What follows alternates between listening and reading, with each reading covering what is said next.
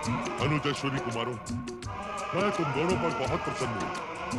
कहो, मैं तुम्हारा क्या प्रिय करूं? ज्येष्ठ भ्राताश्री, यदि सत्य ही आप हम पर प्रसन्न हैं, तो शीघ्र ही हमारी बहन देवी यमुना को अपने दर्शनों से धन्य करें। हाँ भ्राताश्री, बहन यमुना आपके दर्शनों के लिए आतुर है। बहन यमुना का संदेश सुनाकर तुम दोनों ने मेरे हृदय को आनंद से और भर दिया है। तुम दोनों का कल्याण हो। चित्रगुप्त जी, आज्ञा स्वामी। मेरे लौटने तक यम नियमों का नियम पूर्वक पालन कीजिएगा। मैं बहन यमुना से भेंट कर शीघ्र ही यमलोक लौटूंगा। जो आज्ञा स्वामी। मैं यम भैया से मिलने की आतुर हूँ। क्या अश्विनी कुमारों ने यम भैया तक मेरा संदेश नहीं पहुँचाया?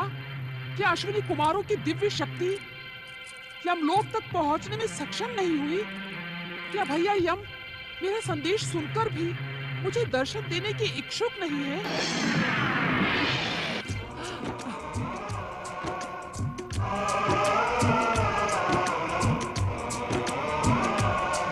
बहन यमुना, उद्विग्न ना हो। मुझे तुम्हारा संदेश मिल गया है। मैं यमलोक की एक समस्या सुलझाकर शीघ्र ही तुम्हारे समीप लौट कर आऊंगा।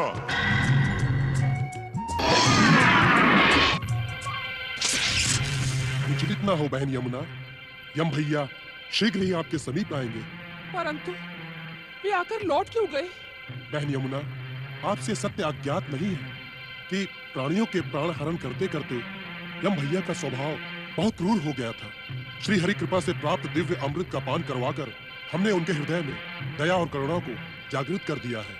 बहन, अब जब यमदूत किसी प्राणी के प्राण हरने जाते हैं, तो यमलोक के स्वामी यमराज मधुर वचन सुनाकर यमदूतों को शांत रहने का परामर्श देते हैं। इसी कारण उन्हें एक क्षण का भी अवकाश नहीं मिल पाता, किंतु वे आपसे भेंट करने शीघ्र पधारेंगे।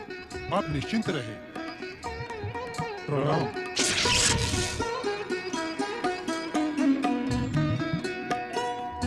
अब भैया यमदेव की प्रतीक्षा करना व्यर्थ है। उन्हें अपने कार्य से कभी अवकाश नहीं मिलेगा। ऐसा प्रतीत होता है कि भैया यमदेव की अब मुझसे मिलने की कोई इच्छा नहीं है। अपनी बहन के प्रति उनके प्रेम में दिखावा ही शेष है।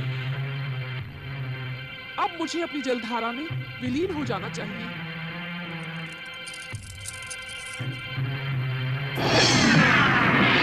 अपने भाई की व्यस्तता के कारण रुष्ट ना हो बहन, हमें क्षमा कर दो। कर्म के बिना जीवन की कोई गति नहीं है बहन, किंतु अब मैं तुम्हारी इच्छा तक तुम्हारे साथ रहूंगा। कैसी हो बहन? आपकी कृपा से मुझे यहाँ कोई कष्ट नहीं है भैया। मुझे ये जानकर हार्दिक आनंद हुआ कि हमारे छोटे भाइयों अश्विनी कुमारों ने आपकी क्रूरता को समाप्त कर दिया है। वास्तव में ये ज्ञात करने के पहले मैं सदा यही सोचकर दुखी रहती थी कि ये प्राणियों के प्राण हरण करने का कैसा क्रूर कर्म आपने अपना लिया है। मैं तो यही सोच रही थी भैया कि अश्विनी कुमारों के अमृत पान के पश्चात भी आपके हृदय की निर्ममता का अंत नहीं हुआ। अपनी निर्ममता और क्रूरता के कारण ही आपके हृदय में आपकी बहन यमुना की कोई स्मृति शेष नहीं बची। बहन यमुना, जो तुम कह रही हो वो अमृत पान के पूर्व परम सत्य था, परंतु अब घोर असत्य है। कहो बहन, इतने दिनों तक तुम्हारे समीप ना आने के प्रायश्चित स्वरूप हम तुम्हें क्या प्रदान करें? अपनी इच्छा निसंकोच कहो बहन, हम तुम्हारी हर इच्छा पूर्ण करेंगे। भैया, यदि आप सत्य ही मेरी इच्छा पूर्ण करने के इच्छुक हैं, तो सर्वप्रथम मैं अपने हाथों से बनाया स्वादिष्ट भोजन आपको कराना चाहूंगी। ज्ञात नहीं भैया, अपने कार्यों में व्यस्त रहने के कारण आप ठीक से भोजन कर पाते हो अथवा नहीं। सत्य कहिए भैया, आपने अब तक विवाह किया या नहीं? आपको प्रेम से खिलाने वाला कोई है अथवा नहीं? बहन यमुना, इस विषय में निर्णय मुझे नहीं, विधाता को करना है। आपके विषय में विधाता के इस निर्णय की मुझे भी प्रतीक्षा है। तो चले भैया, यमुना के जल महल में चलकर भोजन ग्रहण कर लीजिए। अवश्य।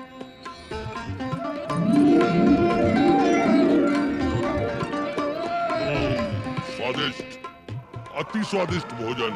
वाह! लो भैया, भोजन के पश्चात इन स्वादिष्ट फलों का सेवन करो। उत्तम, अति उत्तम। मांगो बहन यमुना, अपनी इच्छा अनुसार कोई भी वरदान मांगो। आज तुमने स्नेह पूर्वक भोजन करवा के भाई और बहन के प्रेम का नया आदर्श स्थापित किया है। अपनी बात निसंकोच कहो, कहो बहन। यदि आप इस समय सत्य ही प्रसन्न हैं, तो मुझे ऐसा वरदान प्रदान करें कि संसार के समस्त भाई बहनों के मध्य सुख, समृद्धि और कल्याण का शुभारंभ हो। मैं कुछ समझा नहीं बहन यमुना, अपनी बात स्पष्ट कहो। भैया, आज कार्तिक शुक्ल की द्वितीय तिथि है। मेरी इच्छा है कि आज की तिथि यम द्वितीया के नाम से प्रसिद्ध हो। तथास्तु। आज के पश्चात कार्तिक शुक्ल की द्वितीया तिथि को संसार यम द्वितीया के साथ साथ भाई दूज के रूप में भी जानेगा।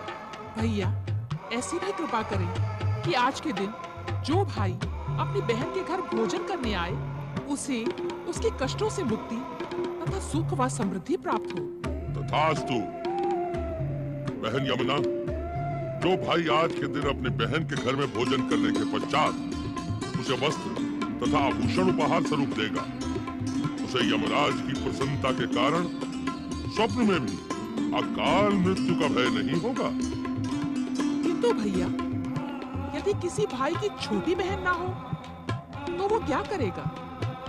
वो आपकी कृपा और इस वरदान का लाभ कैसे प्राप्त करेगा? यदि छोटी बहन ना हो, तो वो बड़ी बहन के यहाँ जाए, और यदि बड़ी बहन भी ना हो, तो वो सौतेली बहन के घर जाए। और यदि किसी की सौतेली बहन भी ना हो, तो वो क्या करे? ऐसी स्थिति में पुरुष किसी भी स्त्री को मन, वचन और कर्म से अपनी बहन स्वीकार करे और यम द्वितीया के दिन उस मुंह बोली बहन के घर जाकर भोजन करके उसे उपहार दे। भैया, बहन यमुना, यदि आज के परम पावन दिन किसी पुरुष को अपनी बहन मिले ही ना, तो वो गाय अथवा नदी को अपनी बहन मानकर उसका दूध अथवा जल ग्रहण करे, उसे उपहार दे। यदि ऐसा भी संभव ना हो, तो वो वनश्री को अपनी बहन मानकर वृक्षों के फलों को ग्रहण करे और उपहार स्वरूप वन में एक वृक्षारोपण करे। आप धन्य है भैया। आपने आज के महत्वपूर्ण दिन के अनुरूप अनुष्ठान की सारी संभावनाएं स्वयं ही व्यक्त कर दी। अब कार्तिक शुक्ल द्वितीया के दिन हर भाई दूज व्रत का पालन अवश्य करेगा। बहन यमुना, यदि आज के दिन कोई भाई इस यम द्वितीया के दिन के महत्व की उपेक्षा करने का दुस्साहस करेगा, तो हमारे क्रोध के कारण उसका जीवन संकट के भयानक भ्रम जाल में उलझ जाएगा। उस पर अकाल मृत्यु का भय सदा मंडराता रहेगा।